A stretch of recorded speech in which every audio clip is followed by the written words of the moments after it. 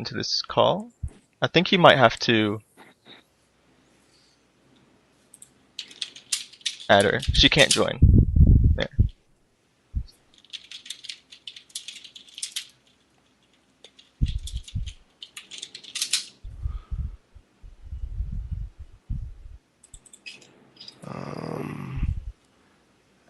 Add to list. I guess add to contents.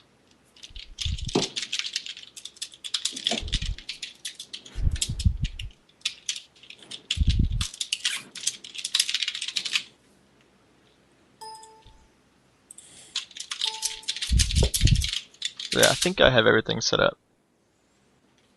So Yeah, I just added her as a contact. yeah, they've been using Mumble for this, but for some reason, when you use Mumble and have this and try and play this game, you can't do the rapid fire glitch. So I have to use Skype instead.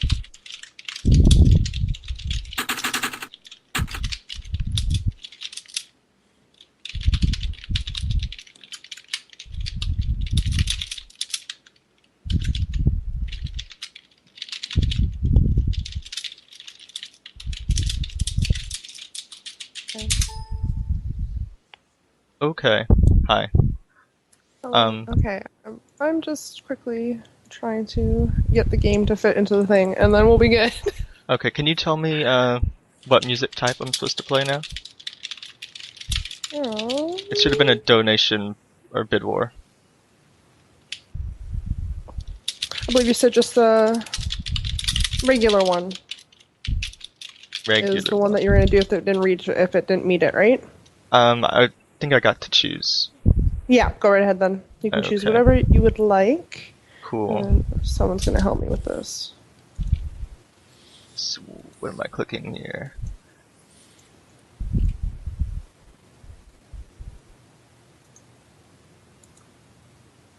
Okay. So I don't know how good the audio is going to be. I can change it whenever though, so. Yeah, no worries. I'll keep my eyes on the chat for you. And just let me know when I can begin.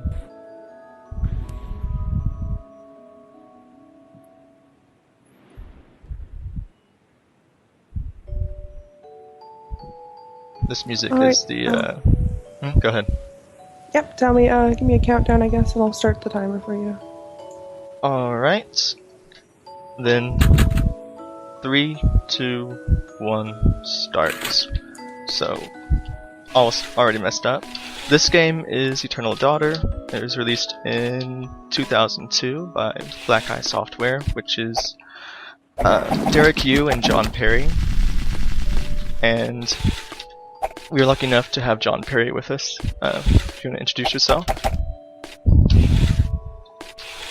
Hi, this is John Perry. I programmed this game with Derek Yu. Released it way back in 2002. Yeah. And we also have TJP7154. How's it going? He helped me get into this game and plan it out and everything. So, this game is known for being really difficult. Nice fight right there. The nice thing is there are a bunch of glitches we can use, and you've already seen me use 2 of them. The first lets me move very quickly, like about 3 times as fast as normal. The second is a rapid fire glitch, so I can shoot charge shots really quickly and kill bosses much faster. Now, the first one you're talking about the backslide thing. Yeah. 'Cause that was actually something that we used while we were playing it and working on it. So we expected people would move really fast. We didn't expect to do the rapid fire thing though. Okay. That was a bona fide glitch that in the software. Alright, so I got the first skip that's really difficult to do. And it just skips that skeleton right there. Otherwise I have to kill him. And those skeletons take a while to kill. So I'm gonna go ahead. Yeah. Shoot. I'm gonna go ahead and save here as a safety. Just because this part's difficult. You see, he's going down the mines. Normally, in the game, you're not supposed to. They don't really want you to do that. They're very difficult enemies. You get killed basically 2 hits. Yeah, we expected that people would go like north in the game to the like ice mountain area first. Although like we didn't make it impossible to go this way, so this is like within the realm of like the amount of non-linear movement we thought people would do. But it definitely was like way harder. So I mean, only like an advanced player would go this way. We kind of figured first, and but yeah, this one at least we kind of thought people might do it this way. But definitely the strength of the enemies and everything are set up for that. You're supposed to be farther on in the game, at least if you're a first player or first timer. I missed that.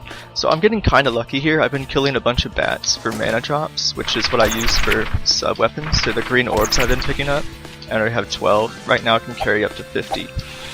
And they make a couple of bosses later on much easier. Come on, there we go. Right, yeah, that's completely random, like, when you kill the enemy is what you get, so, yeah. Since you're not, like, I guess, yeah, right, you don't have time to wait, so if you get ammo on the way, I see how that's, like, lucky. Yeah, and also... That was actually Azurinel's idea, yeah. But, there's a lot of RNG in this game with the way enemies move and the attacks that they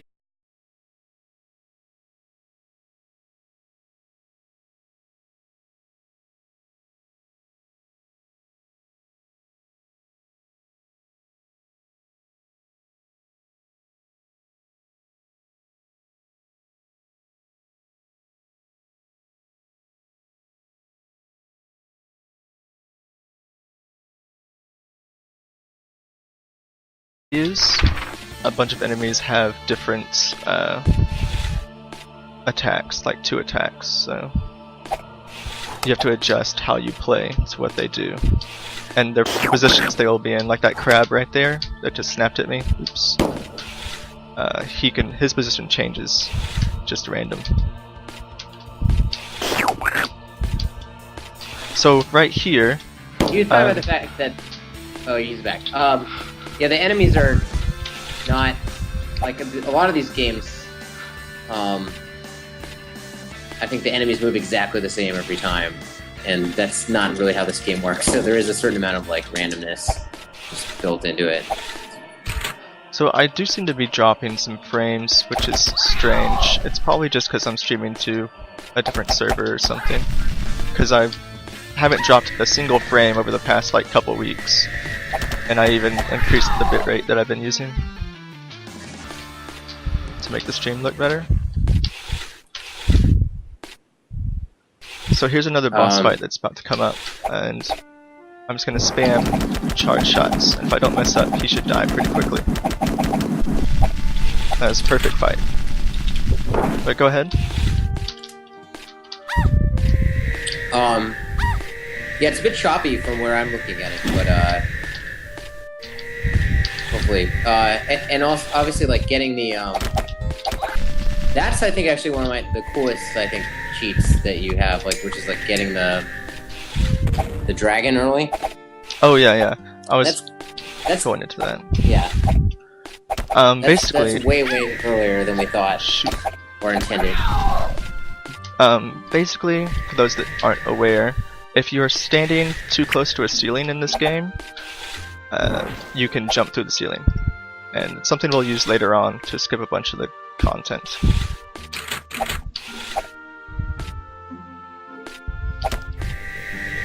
Yeah, I think you're not the little pet that's following you, which eventually grows into a dragon, is something that you're not supposed to get until like numerous stages later. Yeah. So that's a pretty big skip. It will pick up heart and mana pieces for us, and also it picks up like these plant things that are in the terrain, and that's how it grows. Come on, there we go. And but as in the speedrun, we don't really care if it grows or not. Eventually we get in the upgrade for it that just puts it at maximum, growth, and we can fly once that happens. So I go ahead and save there again because it's a marathon and I don't want to die, or lose a bunch of time if I die, rather. Right. So like I guess in retrospect, I guess it's kind of weird that, like, you know, once you later in the game, like when you get the upgrade for it, when you get the mask, it just jumps automatically to maximum. I guess I think that was partially because, like, just it was easier to do it that way than to, like, say have it get the upgrade and have us like have a bunch of different animations for it at different levels. But yeah, there's very little point if you're playing the game super fast to try to feed that thing. So coming up in just a moment, oops, I messed that up. Oh well. Okay. Coming up in just a moment is the what's known as one of the hardest boss fights in this game, and if it goes well, I'm gonna make it look extremely easy. If I remember what I'm doing.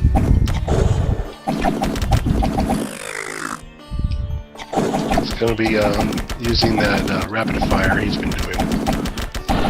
Alright, so... Yeah, this was the one where people quit when they played this game. Yeah, so when they got to this boss. That was a perfect fight, pretty much. I killed him before he jumped the second time.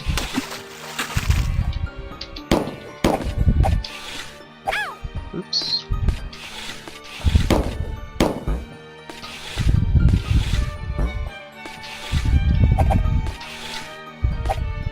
Yeah, it would be fun if I could go back to 2002 and find all the people that complained about how hard the game was, and then just show them this video.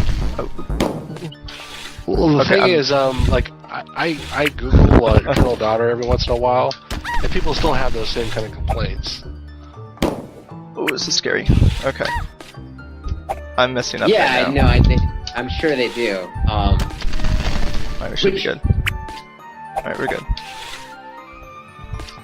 I mean, it's just the fact that it was a free game, and that honestly we didn't probably play test it enough. But it's also that it's based on all these other old games that are like ridiculously hard. I mean, I don't know if you've like, there's like all those games like, you know, Ghosts and Goblins and stuff that are just absurdly difficult. So I can kind of justify it on retro grounds, but yeah, the game was probably not meant to be as hard as it actually is. It's just the fact that it was just two of us making it, and then we had, I think, like our testing team was like one friend of ours. So okay, so we were what I just did now is a save warp where I just take damage when I have the save screen up, and I can just save anywhere on that map once I get that power up, which is wall jump, which is actually more annoying than anything, but it's 100%, so I have to get it, and it's required to go through the game anyway, so. The wall jump like get in the way of you trying to like move around fast? Is that what yeah, it's that's what it does. Yep. Ah, I didn't think of that. Yeah, what it means is that we have to wiggle Mia around so that she's not too close to the wall when we're doing our double Wait a jumps. second, I'm going the wrong way, sorry. Listening to you guys.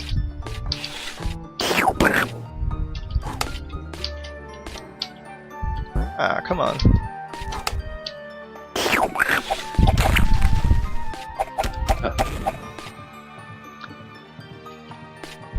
Okay, so basically I had to play hide and seek with this guy, and now I finished it, and back where I first found him, he will give me the ability to slide forward, which is required to go through the game.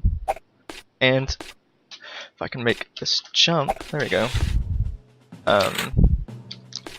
Since it's a slide, we can use it to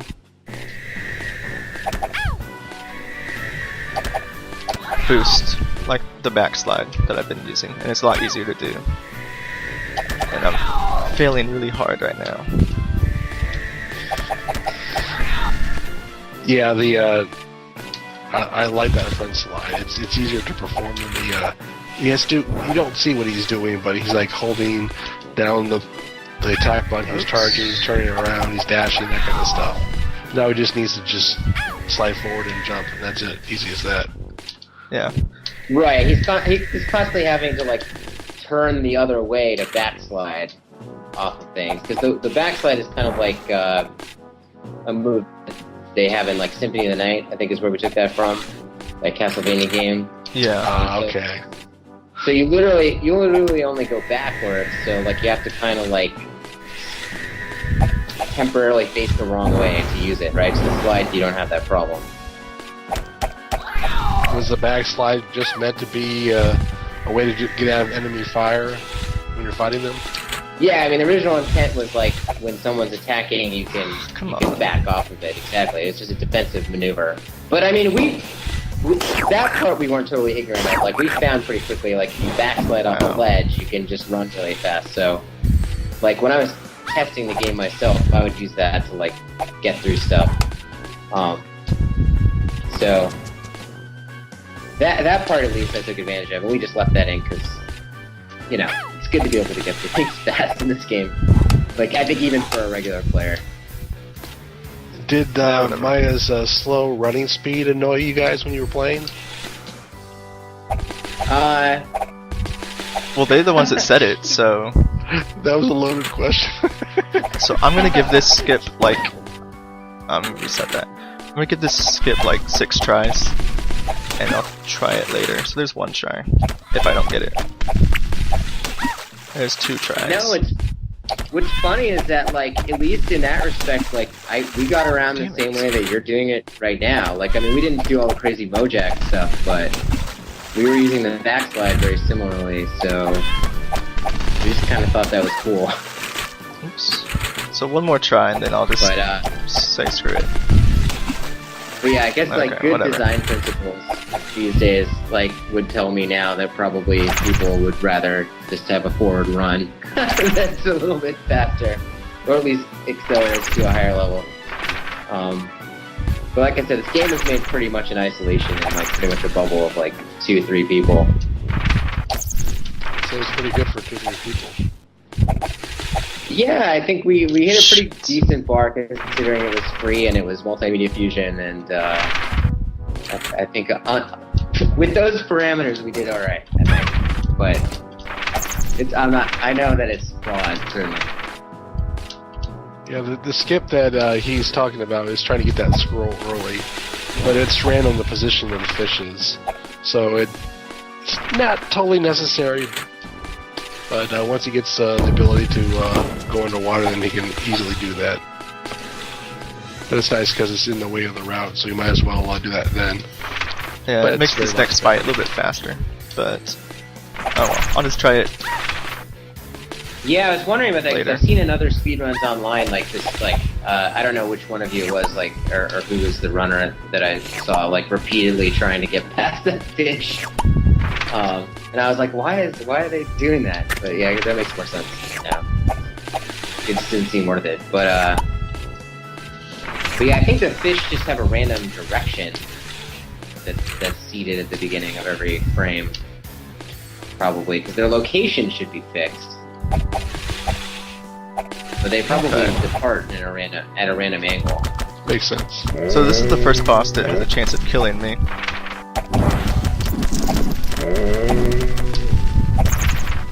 And if all goes well, it should be nice and quick too. These Worm City spawns are random, like the way they jump off, and so if I get unlucky, and I can't hit them for some reason. See, a lot of my attacks aren't hitting them right now. But okay, that fight went mostly well, except for when I wasn't hitting him for some random reason. He's like a dead king that's been like eaten alive by worms, but is like still ruling. How can he still be ruling if he's being eaten alive?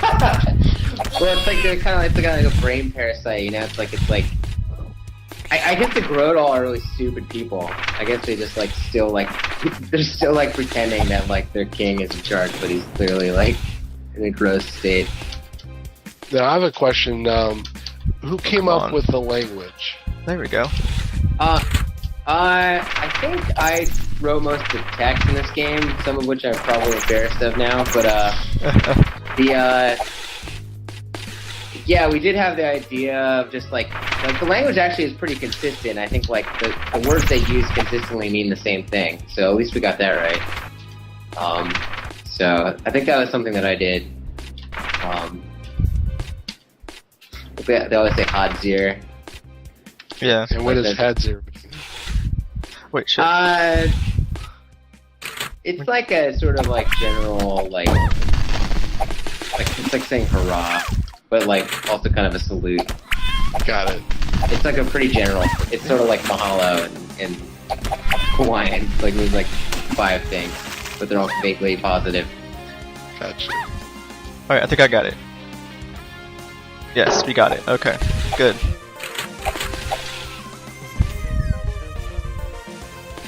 And Yeah, the game has like a pretty standard like epic fantasy plot,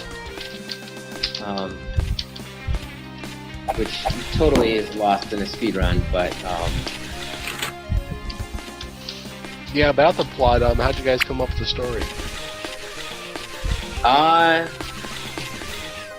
I mean, it's not. I mean, it's probably based on some things that we encountered, but I mean, I didn't have any particular inspiration. It's just like, I almost feel like we knew like from the beginning that we wanted like what the ending would be, right? And that's sort of like tied to the name. So we liked having that as like a place to go. And we like starting in this like really dramatic place. Like basically, in this game, when you start out, you're like, she's like already a slave, and like her like by these like robot people, and her like mom's being like tormented by the head slave master. It's just like it's like starts you like in like a really bad spot right away. It's sort of involve you in the storyline. So I don't know. So you said that the Dungaga are robot people? Is that how you have them designed? Well, no, because if you see them outside their suits, they're like these like small, like sort of like skinny, like orange things. So they're not actually literally robots. They just actually like their actual bodies are probably really feeble and weak, and then they just design these robotic suits to like protect themselves. So okay. they're just like technology centric. I think was the idea with them. Right. That's why their city is like all like mechanized. Yeah, I'm curious. I should be asking you questions because I'm curious what on earth like you like have imagined from this weird story. I always thought they were just power suits. Yeah, no, I that's right then. Because you do see them out without them, and like you see like your brother Hume too is like half Doomgaga, like half Florian, or he's basically human. And he like basically just looks like a squat orange guy. Okay, so that was one of the hardest bosses in the game that I die to most often, and that went really well. We call that guy the Fly Boss. I don't remember what his real name is. Oh, the tower. Yeah. Oh, Good yeah. old tower. The tower is The where tower I die is, the most in my runs, probably. Oops. The tower is just like one boss after another, right? So Yeah, it's just 3 bosses. it's like a boss for every level. The first one's the hardest, second one's second hardest, and the third one's the easiest, I would say. That's interesting. But the difficult part is actually going quickly through the tower. Because, you know, those golden statues that are always raising and lowering the spears. To go through there efficiently, you have to basically just damage boost and slide really fast. Shoot. Damage boost, you mean like just go through, like taking a hit? Is that what you mean by damage? That's right, you take a hit, it knocks you the way you want to go, and then you just quickly dash, and and use your invincibility frames to go through a lot of enemies. Right.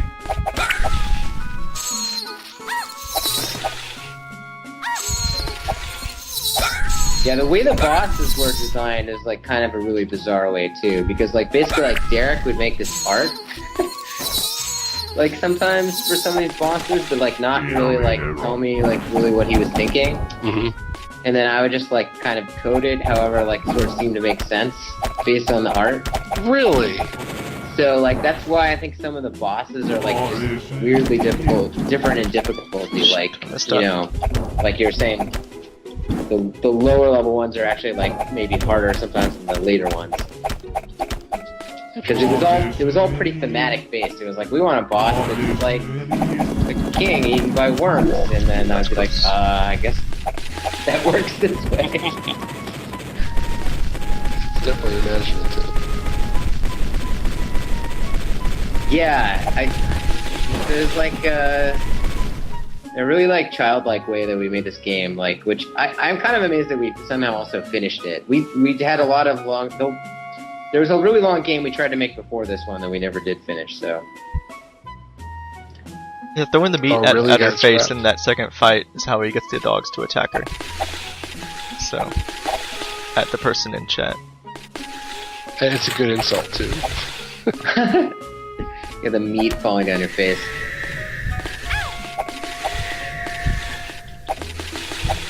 There we go. Now he has the most OP weapon Oh yeah. in the game. So the item I just got is called the Mojang, and it sticks in walls, and I can stand on it.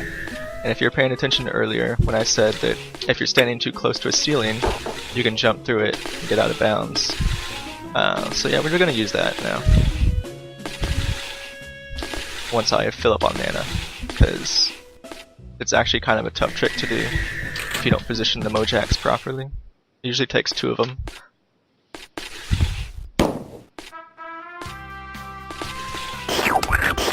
So this is actually now the hardest skip in the game right here, I would say.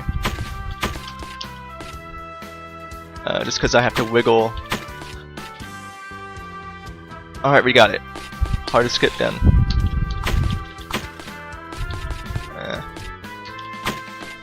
So I'm really curious what you're saying now, because I think I'm a little behind you. Shoot. Yeah. What the hardest skip is. You'll see it. It's where I get the heart right there. Just that loading zone to where you go to that heart is doesn't extend past the map very far, so it's very easy to miss it. And if you look, my familiar now is fat. It means the fruit he ate made him grow. So. Oh, you must be talking about going in the back way back to your village, but just get the heart. Yeah. And then go back out. Oh, okay. Come on. There we go. That's cool. I think that works. Yeah, that works. I had forgotten about that. That's a good one. So that was a boss right there. We call it the crab boss. And if you skip it and go get this power up right there that allows you to breathe underwater, he despawns. So you can skip that boss completely. Yeah, even the invisible walls you can Mojack into and just go out of bounds. Alright, so this used to be the hardest skip in the game. Alright, we got it. And, First time? Yep. Basically, nice. yeah. And it allows us to skip towards this boss here. Dang. Alright, got it. And I skipped this boss sorta for now. I have to kill him though. And I get this, which is half damage. So I take half damage now, and it also turns my shots into dragons. So, I'm just gonna reload. Yeah, I just saw the crab boss thing. That's nuts. Yeah, the skip to get to the plant boss is actually pretty precise. He's swimming at certain intervals so he doesn't fall down below the level. Shoot. And I think the armor is supposed to be like really late in the game. What happens if you fall below the level? You basically continually fall and you have to reload. I'm gonna do something just for safety. I'm going to change the controls here. Because to do rapid fire, I have to press jump and attack at the same time. So by binding to the same key, I can't mess it up and accidentally jump and mess it up. So it makes this boss more just safer to do.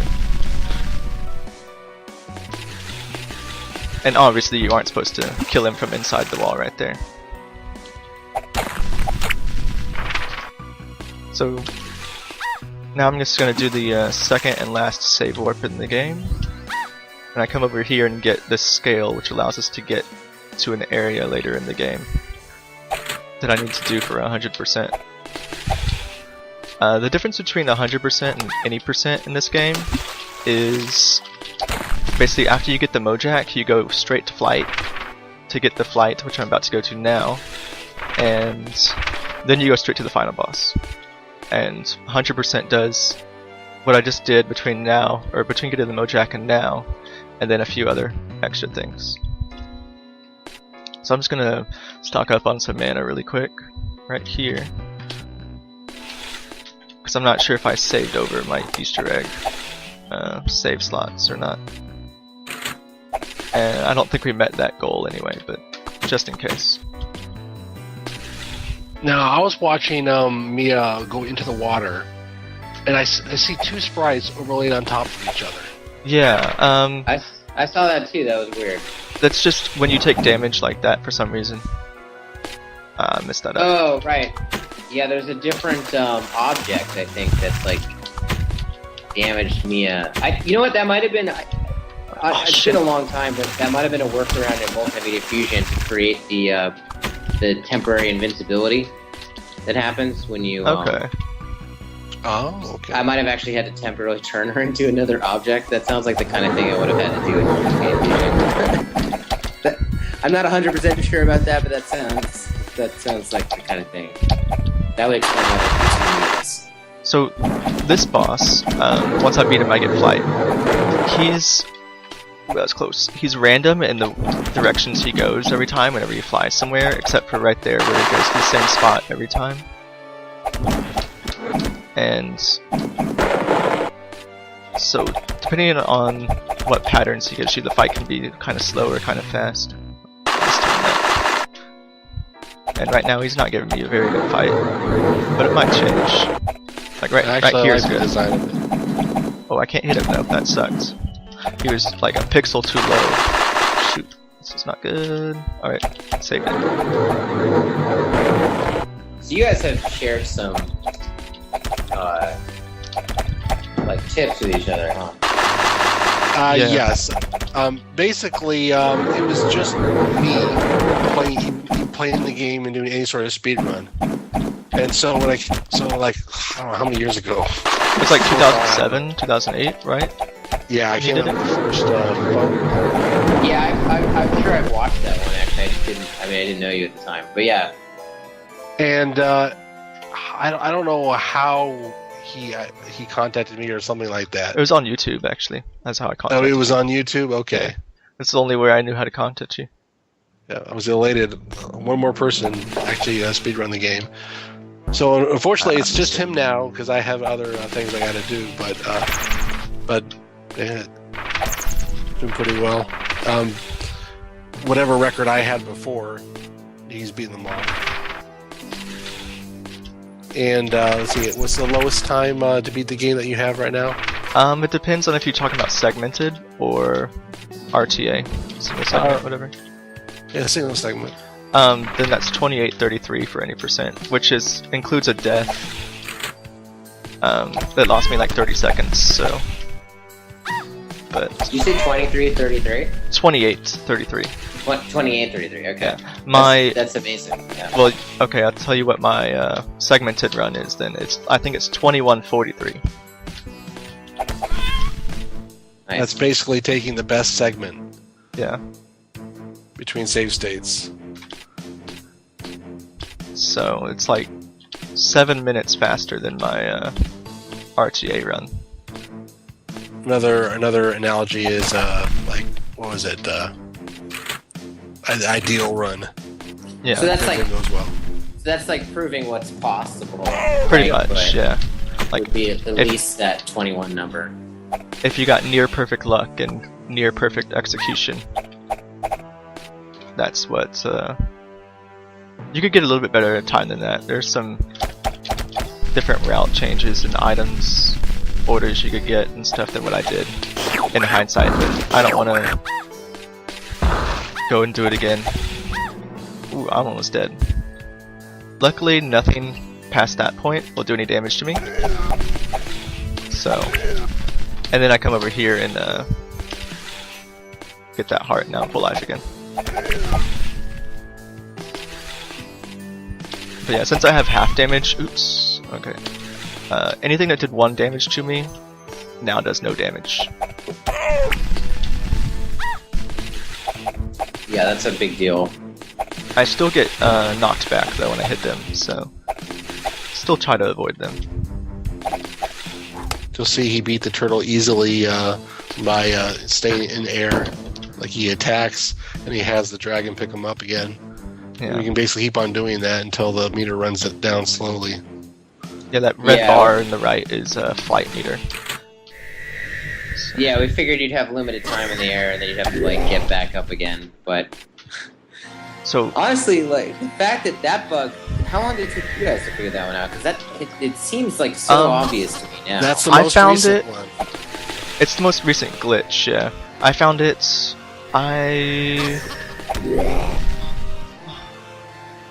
But it's actually not that recent, is it? Well, I mean, maybe like August or so last year. I forget. All I know is that I was practicing Baphomet, and I was just playing around before the fight, and suddenly that happened, and so I don't know exactly how it worked like that, but I think you found that you can kill the second form of the final boss like that. And that just makes it so quick. Definitely. And hopefully I can get a 1 cycle on the final boss. It's kind of tough to do. I did it earlier though, in my practice run. Seeing that part.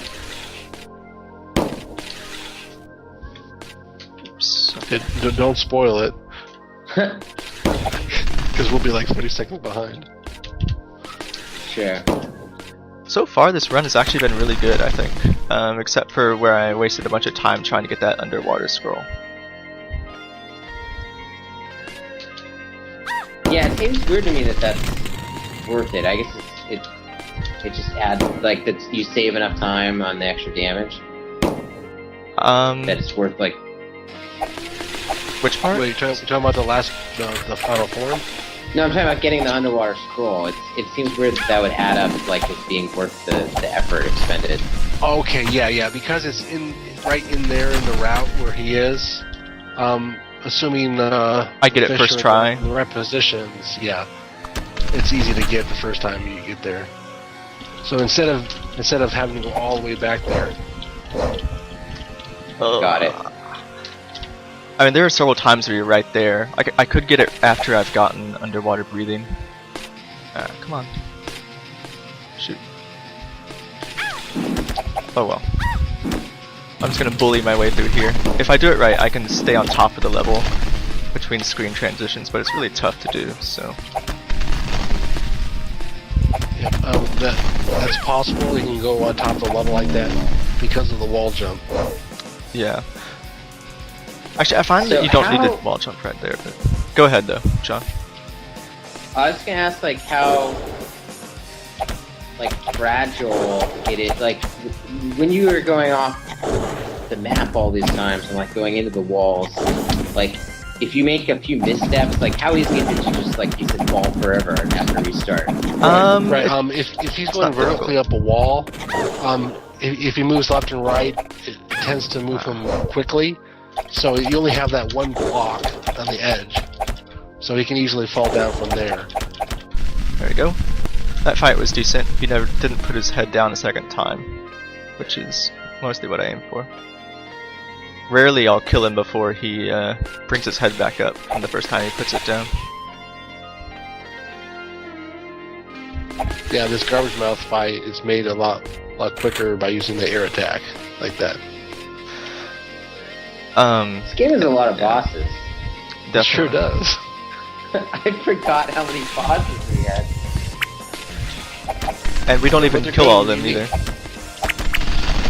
Yeah, I think, you know, they vary. I think some are better designed than others, but yeah, I can't believe we actually made all these.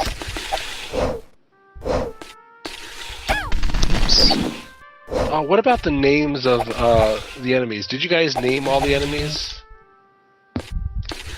We did internally, and at one point, I don't know if it's still online, but somebody had made an Eternal Daughter strategy guide. Yeah, I have it, I don't actually. know if you have that, like, it just as files or something? It's not online anymore, is it? It should be, yeah. It is, yeah. The problem is when we thought he just came up with those. Really? Because some of those... I have to look that up, but, like, there are, like, internal names, like, inside, the original Multimedia Fusion file that, like, we had, and that I guess would be the quote-unquote official names, but that, they wouldn't be available to other people. But I think a lot of the names on that strategy guide are correct, weirdly enough.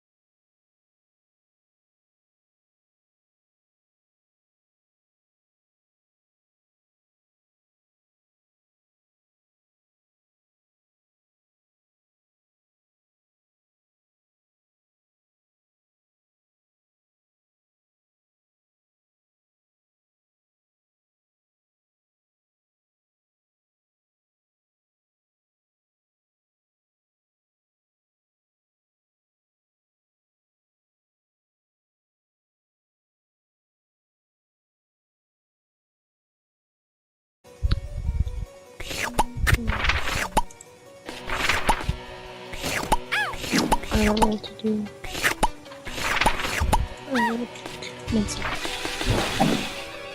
Oh, okay, you're good now. Okay. So the timer might be like 30 seconds off, but Okay. of course. I didn't really do anything extra, though. Okay, sounds good. Sounds good. Alright. So, Be back. oops, get the right sub-weapon. Cool. And we skip to the end right there. So this is the last area in the game. And as soon as he gets to the point, you'll notice that he just walks out of bounds. Walks and jumps, rather. Yeah.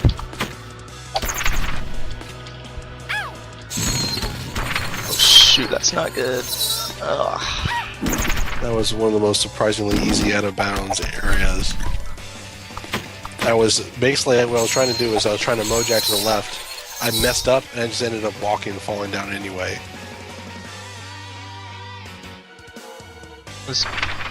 Okay, got it.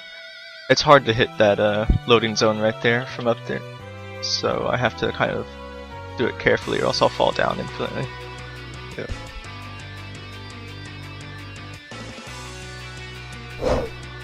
Yeah, this last area before the final area is very annoying to go around. It's like a giant maze. So Those- anyway, those butcher enemies. that character Imagine- right there was Hume that we fought earlier. Who's your half brother? Spoilers, sorry. Not that you don't find that out right when you start the game.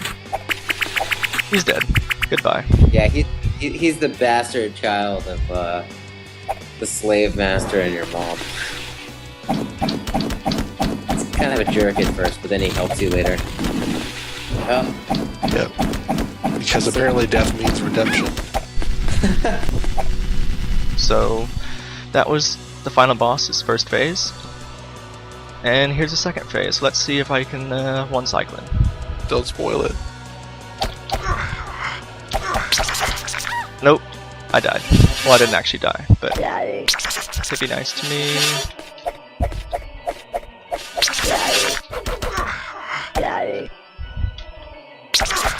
Dang it, he's shooting right at me a whole bunch right now. That's